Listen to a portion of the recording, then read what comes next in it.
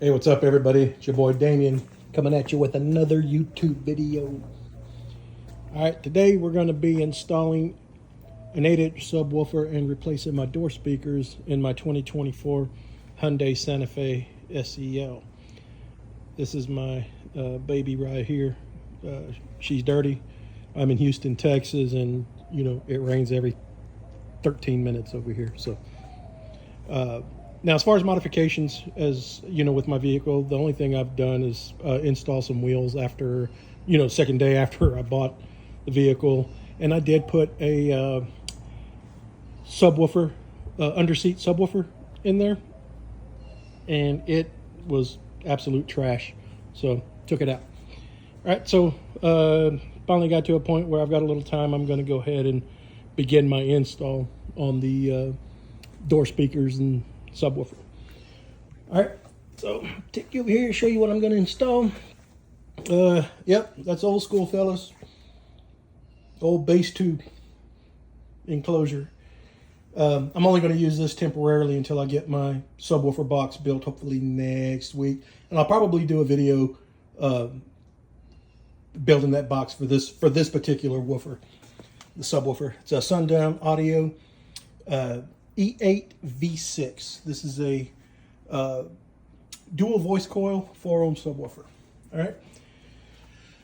Right here, I've got my 6.5-inch coax speakers that I'll be replacing the door speakers, front and rear in the car. Now, the speakers that are in the vehicle currently are mid-range speakers. They are not full range. They are not coax.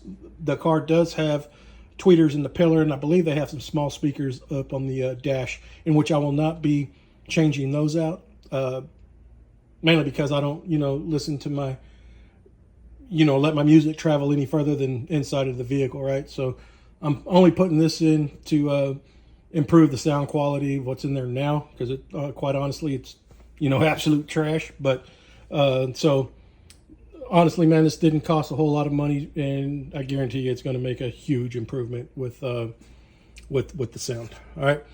So 6.5-inch coax. These are 165 watts, for the pair, and be doing the front and the rears. All right. This is my 5-channel amplifier that I'll be using. It is an Infinity Reference 705A, 75 watts times 4. And then 500 watts RMS times 1 at 2 ohms for the subwoofer. All right. Then I'm going to be using, as far as wiring kits, the Scar Audio 4-gauge oxygen-free copper wiring kit. I've used this kit many times, and I've never had an issue with, amplifiers burning up or setting cars on fire or anything like that. This is an extremely, extremely good amp kit. All right, it's pure copper, oxygen free. The power wire is very flexible, easy to, maneuver around, get into those channels as you're running down to the rear of your vehicle or under your seat or what have you. Very easy to handle, right? The fuse block. This is it right here, and I believe the fuse, I think this might be a 150 amp. I don't know if you can see that or not. It's a 120 amp fuse, right, which is more than enough to protect the Infinity, right? So we've got 8-gauge ground wire right here. It's already got the terminal crimped on there, and it does have some wire lumen, which I will be using to on the power wire under the hood. All right, we've got some connectors and a couple little accessories right here.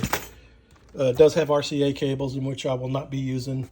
It does come with some speaker wire, on which I probably won't be using. And then this is the power wire. I believe it's 20 feet, 15 feet, 20 feet, maybe 17 or something like that. But anyhow, if you guys do decide to, use a, upgrade or put an amp in, I highly recommend this thing. Man, I think I only paid like 50 or 60 bucks for this too. So you shop around and compare the prices on oxygen-free copper power wire. This will be probably your go-to, being the best bang for the buck. All right, and I've also got some install gear, 100 feet 14 gauge speaker wire. We'll talk about that a little bit later.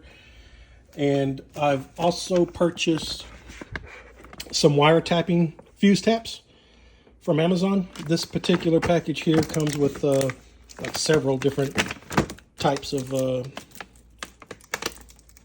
wire taps, different sizes or whatever. I'll show you here.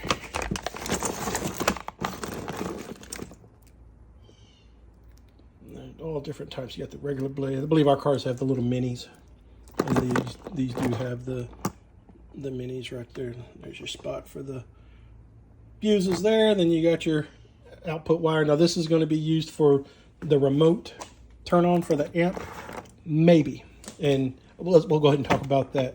So this particular amp has basically an auto sense turn on, and what that is whenever you open your doors, when you're entering your vehicle, you know how your car kind of wakes up and turns on the electronics or what have you. This amp will sense that current and turn the amp on for you without the need for a remote wire.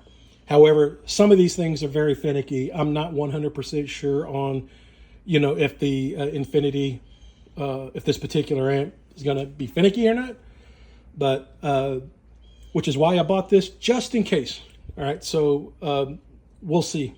Running a remote wire is fairly simple, so I may do it just because I'm already tearing things apart or what have you, and while got all my panels and everything down, I may as well just go ahead and run it just in case. I may not use it, but I may go ahead and run it. All right, so next up for the door adapter speakers, the connectors, this is the Metra 72302 speaker harness, fits Hyundais and Kias 2016 and up. All right, this is what it looks like right here. Now I will tell you, I did pull the door panel and check the connector, and I am about 90% sure this is the one. This might need a little bit of modification to make it fit. However, we'll see once I get the door panel off. But there are no, you know, connectors or what do you call them? Those I think they're called T-harnesses or whatever for our vehicles yet. There is a company called Access. Actually, I believe they're owned by Metra, where they do T-connectors where you can add aftermarket, you know, amplifiers and stuff like that to your factory radios without having to cut into wiring. Basically, all it does is gives you the outputs. This particular method, the way that I'll be doing the install, and you'll understand as we're going along, there will be no need for that. So goal is to not cut any factory wiring, right? And I won't. I've done this several times already. We're not going to be cutting any factory wiring. And I'll show you as, you know, I'm doing the install in the door speakers, how we avoid that. All right. So stay tuned, guys, and we'll catch you on the flip side as we begin this install. All right, thanks.